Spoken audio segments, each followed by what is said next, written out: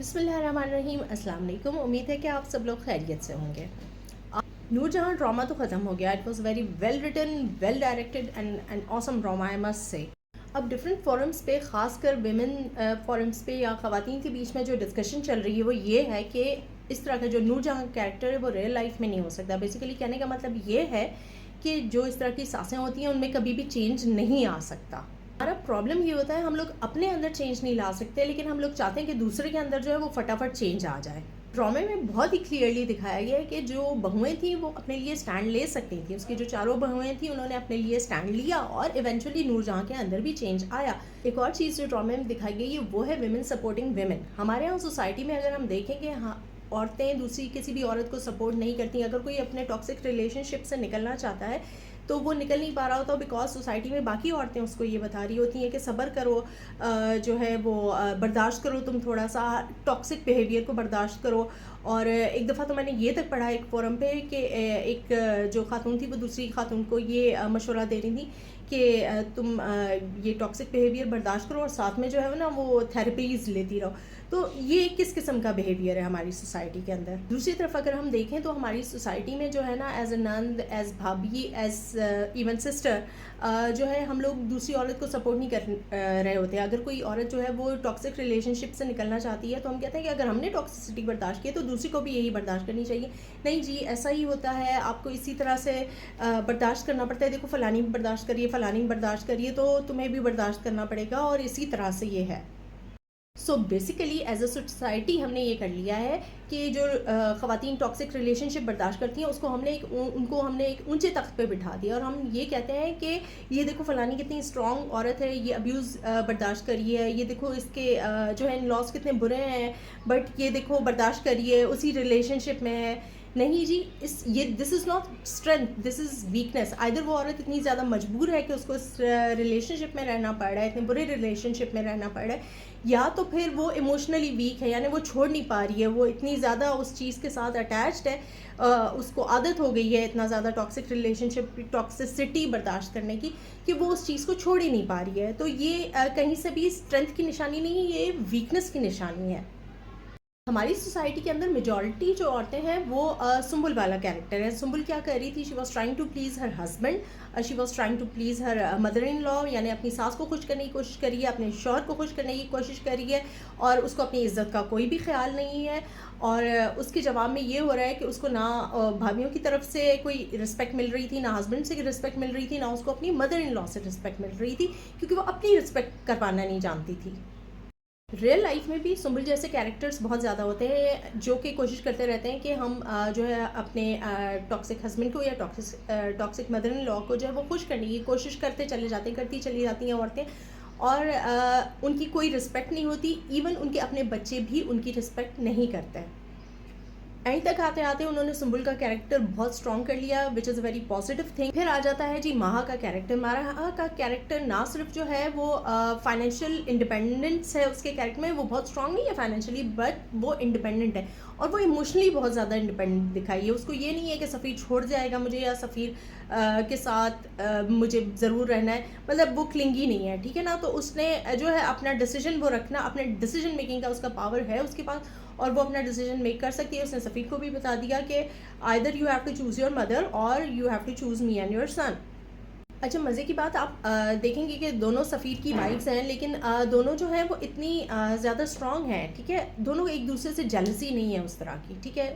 Obviously Sumbul hurt है, और महा जो है वो ये नहीं, जिस वक्त सुम्बुल कहती है कि आपके बेटे नामर्द हैं, तो हमारे यहाँ रियल लाइफ में क्या होता है कि औरतें उठ के मेरे शौहर को तुमने नामर्द कहा, ब्ला ब्ला ब्ला, वो उसकी बात चुप करके सुन रही है, ठीक है। बल्कि वो थोड़ा सा उसका हंस भी रही है इस बात पे, बिकॉज एक्चुअली शी नोज़ कि उसका हस्बैंड किस तरह का है, ठीक है। तो आप गलत चीज़ को डिफेंड नहीं कर सकते, यानी वो उसको सपोर्ट कर रही है कहीं ना कहीं। बल्कि उसने ये तक कहा था महा ने कि अच्छा है कि सुम्बुल की अगर शादी ख़त्म हो जाती है तो वो आगे बढ़ जाए अपनी लाइफ में, और यही सोच होनी चाहिए। इंसान को इतना पॉजिटिव होना चाहिए कि आप दूसरी औरत के बारे में भी अच्छा ही सोचें।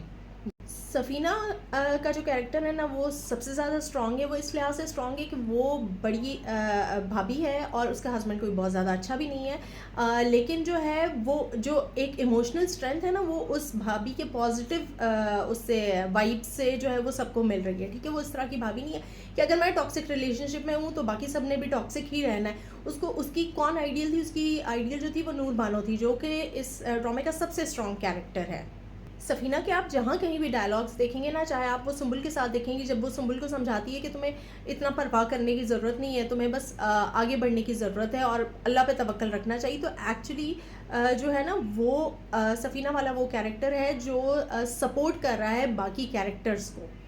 फाइनली आ जाता है नूर बानो का कैरेक्टर, और उसको तो नूरजहां ने सबसे ज़्यादा बुरी उसके साथ कर दी, बिकॉज उसको यही शो किया कि तुम मेरी बेटी जैसी है, और उसको ऑलरेडी उसकी लाइफ में महरूमी थी मदर की, और हमारे यहाँ रियल लाइफ में भी यही होता है कि हम बेटी बना के ले जाएंगे एंड ऑल दैट। लेकिन फिर उसके साथ वही किया नूरजहां ने जो हमारे यहाँ रियल लाइफ में बेटी बना के ले जाने के बाद किया जाता है बहुओं के साथ। सबसे स्ट्रॉन्ग कैरेक्टर जो था वो नूर बानो का था, और नूर बानो जो थी ना सिर्फ वो फाइनेंशियली स्ट्रॉन्ग थी बल्कि वो इमोशनली भी काफ़ी स्ट्रॉन्ग थी, इसीलिए वो अपना रिवेंज ले सकी। अब आ जाता है रियल पॉइंट, यानी जहाँ पे उसका रिवेंज हो गया वहाँ पे उस वो मज़ीद टॉक्सिक हो सकती नहीं, अभी रिवेंज नहीं हुआ, अभी रिवेंज नहीं हुआ। फर्स्ट ऑफ ऑल उसने रिवेंज नूरजहाँ के लेवल का लिया भी नहीं, ठीक है, लेकिन उसने अपना रिवेंज अपने आप को सेटिस्फाई किया, उसने अपना रिवेंज लिया, और उसके बाद जो है वो चाहती तो वो भी एक और नूरजहाँ बन सकती थी, बिकॉज ये बिल्कुल सही डायलॉग था कि नूरजहाँ और नूर बानो एक ही सिक्के की दो साइड्स हैं, बिकॉज दोनों का कैरेक्टर ऑलमोस्ट सेम है। लेकिन नूरजहाँ ने उस चीज़ को, अपने कैरेक्टर को नेगेटिव साइड पे ले गई, और नूर बानो जो है अपनी चीज़ को पॉजिटिव साइड पे ले गई, और इवेंचुअली उसने ये जो ख़ानदानी दुश्मनी थी उसको ख़त्म किया, which is a very very positive thing. So basically उन्होंने जो है फिर जब ये चारों जो बहुएं हैं इनकी जो स्ट्रेंथ थी, इन्होंने अपनी स्ट्रेंथ यूज़ की, इन्होंने एक दूसरे को सपोर्ट किया, तो तब जाके जो है वो नूरजहाँ जो है इस लिमिट पे आई कि वो जो है वो झुक के माफ़ी मांगे, या एटलीस्ट अपनी गलती एक्सेप्ट करे। रियल लाइफ में ये होता है कि लड़कियां झुकती चली जाती हैं दूसरों की बात, यानी अपने इन लॉज की और अपने हस्बैंड्स की बात मानने के चक्कर में इतना झुक जाती हैं कि वो अपनी पर्सनैलिटी खो देती हैं, और उस पर्सनैलिटी को खो देने के साथ साथ वो रिस्पेक्ट भी खो चुकी होती हैं, यहाँ तक कि उनके अपने बच्चे भी उनकी रिस्पेक्ट नहीं करते। और क्योंकि वो इतनी सारी टॉक्सिसिटी बर्दाश्त कर चुकी होती हैं कि एक लेवल पे आके वो खुद टॉक्सिक हो जाती हैं, फिर उनको होता है कि अब हम भी अपने बेटों की जो वाइफ्स होंगी उनके साथ यही करेंगे जो हमारे साथ हुआ। यही चीज़ इन्होंने नूरजहाँ के कैरेक्टर में दिखाई कि नूरजहाँ ने टॉक्सिसिटी बर्दाश्त करती चली गई, और फिर उसने सोचा कि मैं जो है ना वो रिवेंज उनसे तो नहीं लूँगी जिनसे मुझे लेना चाहिए, मैं लूँगी जो है मेरी जो बहुएँ आएंगी जिनका इस मामले में कोई कसूर भी नहीं है। एंड पे जो सबसे ज़्यादा पॉजिटिव चीज़ थी और जो चेंज हमारी सोसाइटी में आना बहुत ज़्यादा ज़रूरी है वो ये था कि नूरजहाँ का कैरेक्टर जो है यानी नूरजहाँ जो सास भी थी, एज में भी बड़ी थी, इस सब के बावजूद उन्होंने अपनी गलती एक्सेप्ट की। हमारे यहाँ गलती एक्सेप्ट करना, और ख़ासकर अगर कोई एज में बड़े हैं तो ये तो एक बहुत बड़ा गुनाह समझा जाता है। सेकेंडली उन्होंने ये भी दिखाया कि बेटे दूर थे लेकिन माँ के दिल के करीब। माँ बेटों से अलग नहीं हो सकती, माँ अपनी औलाद से अलग नहीं हो सकती, बेटों और बेटियों दोनों से अलग नहीं हो सकती। अगर आप लोग ये समझते हैं कि घर सेपरेट होने की वजह से जो है वो माँ और बेटों का रिश्ता ख़त्म हो जाएगा, तो ये भी एक गलत कॉन्सेप्ट है। हमारी सोसाइटी में बेटियां जब अपने पेरेंट्स का घर छोड़ती हैं उनका तो रिलेशनशिप अपने पेरेंट्स से ख़त्म नहीं होता, लेकिन कंसिडर यही किया जाता है कि अगर बेटा जो है वो अपने पेरेंट्स से अलग हो जाता है तो उसका रिलेशनशिप ख़त्म हो जाएगा, या वो मेरा बेटा ले गई, ऐसा क्यों है, ये एक क्वेश्चन मार्क है। तो इस केस में उन्होंने ये दिखाया कि she had to accept this, Noorjahan had to accept this. हमारे यहाँ सासों को भी ये एक्सेप्ट करना पड़ेगा कि जब एडल्ट हो जाता है बेटा तो ऑब्वियसली वो सेपरेट रहेगा, लेकिन उसका कनेक्शन, उसका रिलेशनशिप आपसे ख़त्म नहीं हो रहा। जब बेटियों का रिलेशनशिप अपनी मदर से या पेरेंट्स से ख़त्म नहीं होता तो बेटों का किस तरह से हो सकता है। अगर हम कुछ चीज़ों के अंदर अपनी सोसाइटी में पॉजिटिव चेंजेस लाने की कोशिश करें, जिस तरह के, एक तो ये वेमेन सपोर्टिंग वेमेन, हम लोग ये छोड़ दें ये मेरी नंद है या ये मेरे साथ ऐसा हुआ है तो फलानी औरत के साथ भी ऐसा ही होना चाहिए, इन चीज़ों से निकल आएँ। आपको बहुत अच्छी तरह पता होता है कि आपके साथ लाइफ में कहाँ कहाँ बुरा हुआ, और आपको सोचना चाहिए कि ये किसी और के साथ बुराई रिपीट ना हो। और अगर हम ये इस तरह की पॉजिटिविटी लाएंगे तो इससे सोसाइटी में एक बहुत अच्छा इम्पैक्ट पड़ेगा। इवन यही चीज़ सासों पे भी अप्लाई होती है कि अगर वो जो है ये सोचें कि मेरे साथ लाइफ में इतना बुरा हुआ लेकिन मैं अपनी बहू के साथ बुरा नहीं होने दूंगी, तो इससे आपके बेटे का एक बहुत अच्छा और खुशहाल घर होगा, आप ही का फ़ायदा है। अगर आप वाकई चाहती हैं कि रियल लाइफ में जिस तरह से नूरजहां का एक मतलब पॉजिटिव कैरेक्टर सामने आया, तो हमें अपने अंदर जो है वो पॉजिटिविटी लानी होगी। और जब हम पॉजिटिव होंगे एज एन इंडिविजुअल, हमारे अपने अंदर पॉजिटिविटी होगी, ग्रेजुअली हर कोई पॉजिटिव होगा। लेकिन अगर हमारी एक्सपेक्टेशन ये होगी कि फ़लाना जो है मैं तो कितनी भी पॉजिटिव हो जाऊँ, फ़लाने ने तो पॉजिटिव नहीं होना, इस तरह से कोई पॉजिटिविटी नहीं आएगी। अपने लिए, अपनी ज़ात के लिए स्टैंड लेना सीखें। जब आप अपनी ज़ात के लिए स्टैंड लेना सीखेंगे तो एक दो और भी ख़वातीन होंगी जो आपसे इम्प्रेस होकर शायद वो अपने लिए कोई स्टैंड ले लें। और इस तरह से हर कोई जब अपने लिए स्टैंड लेगा तो कोई किसी की लाइफ में इंटरफेयर नहीं करेगा।